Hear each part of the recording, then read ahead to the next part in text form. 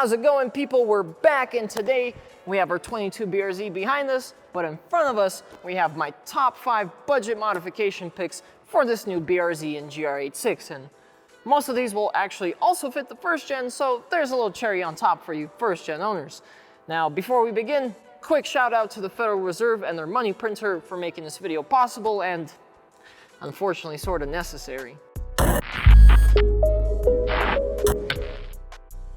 A little bit of background before we kick off our budget baller list. I picked up my first dedicated project car at the end of last year, and ever since owning it, I've been pretty much just doing little budget mods all around. Things that don't seem like they do a whole lot on their own, but driving it the other day made me realize that when bunched together, those things can really make a car feel better. Now, to me, that's a car that can accelerate, handle, and brake better than when it was factory. So today's mods are gonna be focused on performance and/or driving experience. None of them are gonna cross the $300 mark. For some of them, I will tack on a second optional mod in case some of you are looking for a little bit more oomph in those areas. But even with those, we're barely gonna cross the $300 mark.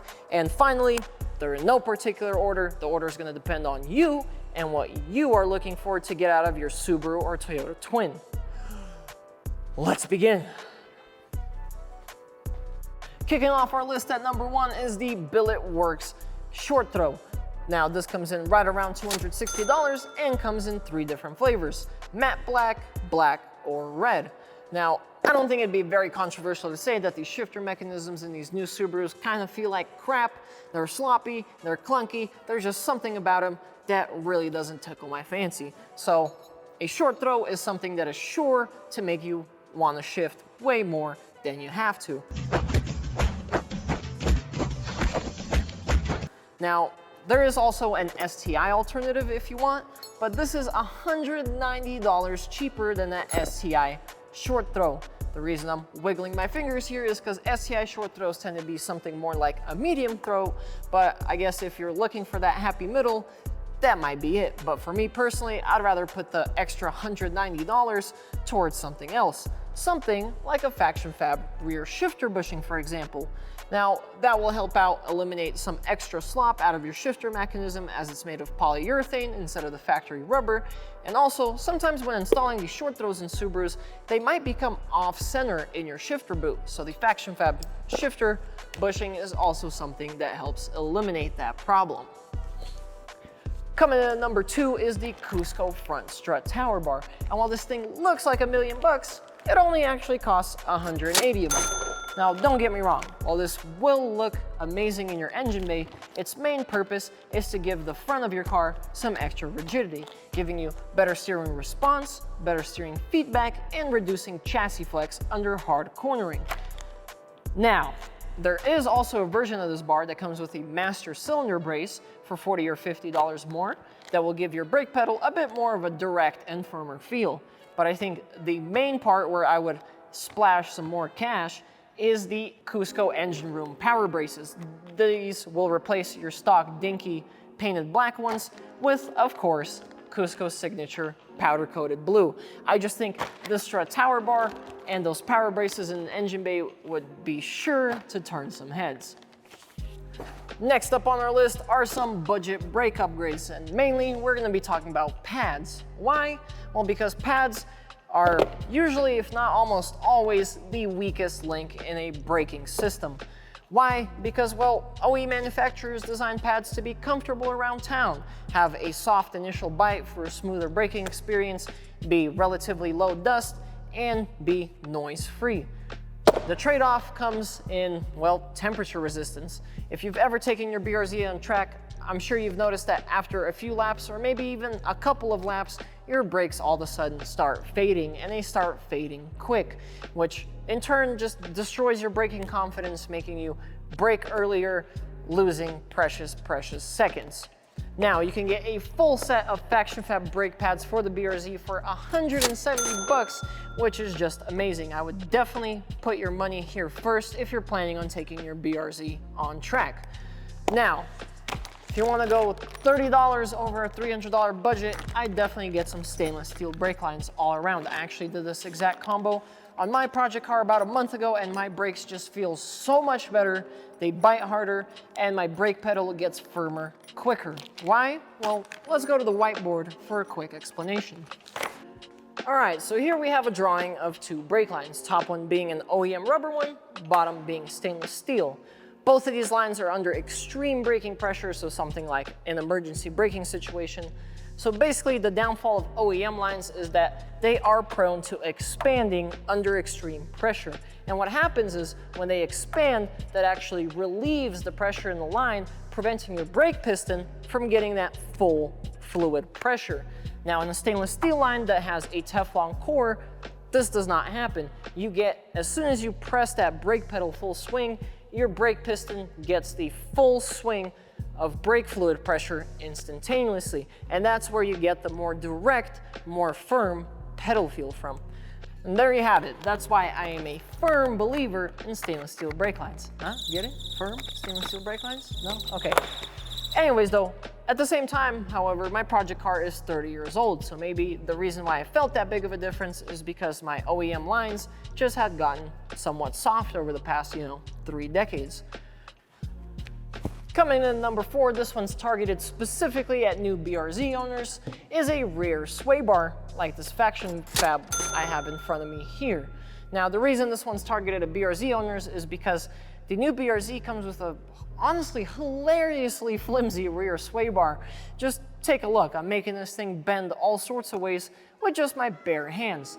On the other side, the GR86 comes with an actually decent rear sway bar. That's why the Toyota tends to be a bit more tail happy, whereas the BRZ can sort of have a mix of under and oversteer under hard driving conditions. So now, some nice haves about this faction fab sway bar are polyurethane bushings with a special PTFE lining that allows for silent operation without the need for using grease. But I think the main and best feature of this is the fact that it has 3 adjustable positions, so you can fine tune just how soft or stiff you want your rear end. And last but not least, we have wheel spacers. These faction fab ones come in at $140 for a pair, so $280 for a whole set.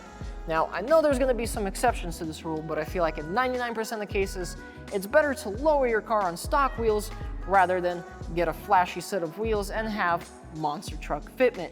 I think all the BRZ wheels look great. I think the GR86 premium wheels look great.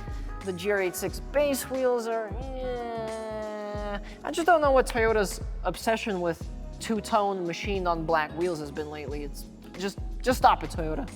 But anyways, the main problem you get left with lowering your car on stock wheels is that usually they're not wide enough, so your wheels look a bit sucked in. And it's not a very great look. So that's where wheel spacers will really shine. Now also, wheel spacers will give us some more track width, which will also reduce our weight transfer from left to right, letting that inside wheel on corners give you a bit more grip. Now, brief overview, these faction fab ones, they include studs, so no installing longer studs, which can be a real pain on rust belt cars. Also, they're forged 6061 aluminum, so I wouldn't worry about breaking these anytime sooner in a million years. But anyways, without further ado, let's throw these on the car real quick and see how they look.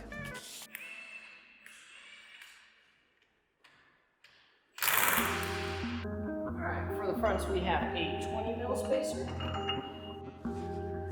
Next, we gotta torque these nuts to whatever's specified on the car, which is 89 foot-pounds for this thing. Unfortunately, since we can't put them on the ground, nothing's gonna prevent them from spinning, so I gotta go grab somebody to hold the brake for me. There we go. There we go. All right, for the rear, we have 25 mils. Now, keep in mind with 25 mils, you'll probably want to run some camber, AKA you'll probably want some adjustable lower control arms, but that's okay because we already have some on this car.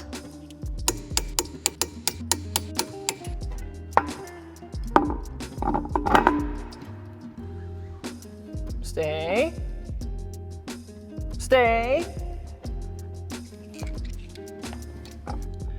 Good boy.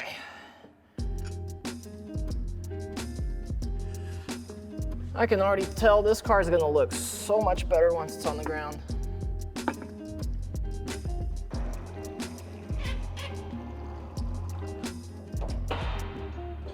Oh yeah.